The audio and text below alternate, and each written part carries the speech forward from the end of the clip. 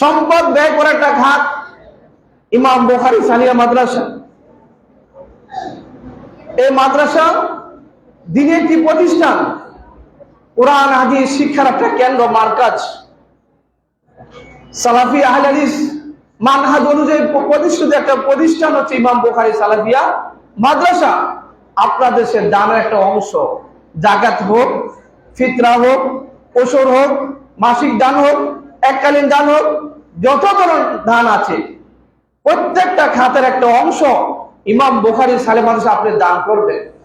এই প্রতিষ্ঠানের সদকায়ে জারিয়া, আপনি এই প্রতিষ্ঠান দিবেন, এই প্রতিষ্ঠান যতদিন থাকবে ততদিন আপনি নেকি পাবেন, সওয়াব পাবেন, জারি থাকবে, সওয়াব বন্ধ হবে না।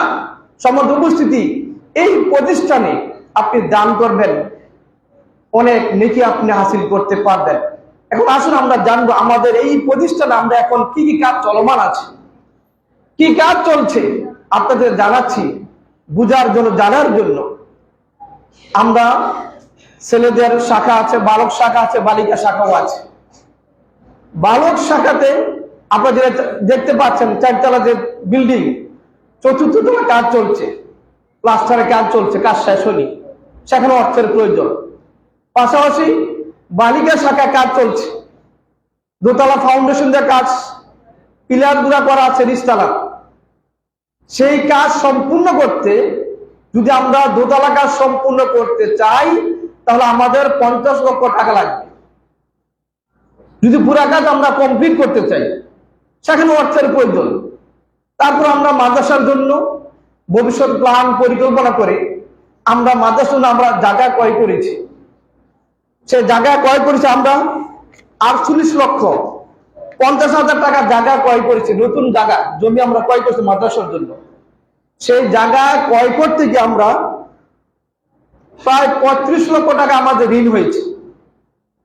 জায়গা কিনছি আমরা 48,50,000 টাকা, সেই টাকা পরিশোধ করতে গিয়ে আমরা 35 লক্ষ টাকা আমাদের ঋণ হয়েছে। তো ঋণের টাকা দিতে হবে না? ঋণের টাকা দিতে হবে। একটা ছেলেদের মাদ্রাসা কাজ চলছে, সেই কাজও করতে হবে। মহিলা মাদ্রাসা যে কাজ চলছে, 2 তলা যে বিল্ডিং এর কাজ চলছে, সেই কাজও করতে হবে। টাকাগুলা কারা দেন? আপনারাই দিবেন। দেশে বিদেশে যে সমস্ত ভাই বোনেরা আছেন, দিনী যারা ভাই বোনেরা যারা আছেন, আপনারা দিচ্ছেন, এখনো সেই মাদ্রাসার জন্য আপনারা দিবেন। আপনাদের দানের হাত, দান অব্যাহত থাকুক, সেই আশা ব্যক্ত করছি, যাতে করে আপনাদের সেই দানের টাকা দিয়ে, আপনাদের অর্থ দিয়ে আমরা এই মাদ্রাসা কাজ যাতে আমরা শেষ করতে পারি, ঋণের টাকা দিতে পারি, বালক শাখার কাজ শেষ করতে পারি, বালিকা শাখার কাজ, বিল্ডিং কাজ শেষ করতে পারি।